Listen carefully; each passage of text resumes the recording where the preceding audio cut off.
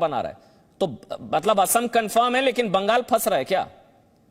पहले दो चरण में तो क्लियर कट लग रहा था, आखिरी के चरणों में कुछ खेला हो गया क्या शहनवाज जी? अच्छा, बाबुल सुप्रियो मेरे साथ इस वक्त लाइव जुड़ गए हैं। बाबुल सुप्रियो जी, स्वागत है आपका। आखिरकार देखिए, चुनाव संपन्न हुआ, आप इस बार खुद चुनावी मैदान में टॉलीगंज से आप चुनाव लड़ रहे हैं। दो एग्जिट पोल अब तक सामने आए हैं, आप मुस्कुरा रहे हैं, मुस्कुराहट की वजह जान सकता हूं? क्या कोई रिपोर्ट मिल गई है? क्या बन रही है सरकार? नहीं, एग्जिट पोल अपने जगह पे ठीक है, हमें इससे कोई एतराज नहीं है। लेकिन आपको ये बता दूं कि जो बीजेपी के जो वोटर्स है, दीदी के दहशत के कारण, उनके वायलेंस के कारण वो साइलेंट वोटर्स होते हैं। वो आपको अंदर बीजेपी को वोट दे के भी जब बाहर आएंगे ना, तो उनको तो दीदी के पुलिस के कम से कम जब तक 2 तारीख तक दीदी जब क्षमता से नहीं जा रही है तब तक तो दीदी की पुलिस ही रहेगी ना, और दीदी के गुंडे भी रहेंगे अपने मुहिमा में। तो उससे बचने के लिए वो जब बाहर अंदर बीजेपी को वोट दे के भी आते हैं, हाथ में तृणमूल का फ्लैग भी रहता है, मुंह में दीदी दीदी चांट भी रहते हैं, लेकिन अंदर वो चुपचाप कमल में छाप दे के आते हैं। तो एग्जिट पोल अपने जगह पे बहुत इंटरेस्टिंग है, हमें भी इसके इंतजार रहता है कि आज शाम को क्या क्या कौन कौन से एग्जिट पोल में क्या दिखाया जाएगा। तो हम भी इसे एंजॉय कर रहे हैं, देश भी कर रहे हैं। लेकिन असली जो है 2 मई दीदी गई, वो 2 मई को ही होने वाली है। उस दिन आप देखिएगा, मैं कोई भी एग्जिट पोल को छोटा या बड़ा नहीं करता हूं, लेकिन आई थिंक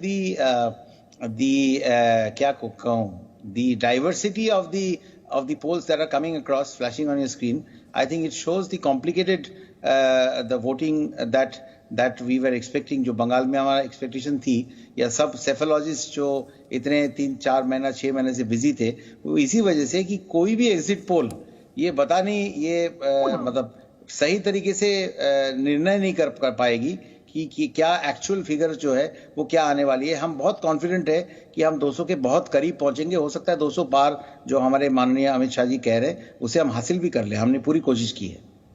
लेकिन बाबुल सुप्रियो जी, कोई भी एग्जैक्ट नंबर तो नहीं है, एग्जिट ही एग्जैक्ट होगा ये तो हम भी नहीं कर रहे हैं, लेकिन दिशा समझ में आ रही है। आप लोग 3 सीटों पर थे, नहीं आ रही है, मैं बार बार रिपीट करता हूं, 3 सीटों पर थे। 3 से 3 डिजिट में भी पहुंच जाए तो बहुत बड़ी चीज होती है। तो ये तो कमाल तो हुआ ही है ना। 3 सीटों से आदमी 10, 20, 50, 100 सोचता है। यहां तो दोनों एग्जिट पोल आपको लगभग सरकार बनाते हुए दिखा रहे हैं। देखिए, 2 एग्जिट पोल हमें सरकार बनाते हुए दिखा रहे हैं, और बाकी और भी एग्जिट पोल्स मैं दे रहा हूं, आगे जाके और भी एग्जिट पोल्स मुझे दिखेगी। तो मैं आपको यही बताने जा रहा हूं कि बंगाल में बिल्कुल कमाल होने जा रही है। पहली बार ऐसी सरकार बनेगी जो हमारे संविधान में जो एक्सपेक्टेशंस है कि केंद्रीय सरकार और राज्य सरकार मिलित में साथ में काम करके लोगों का भला करेंगे, और लोगों के पैसे में लोगों का भला होगा। ये वाली बात जो है, ये कमाल जो है, कमल उसे 2 तारीख को यहाँ पे बंगाल में लेके आएगी। यही है। बाकी एग्जिट पोल्स अपने जगह पे है।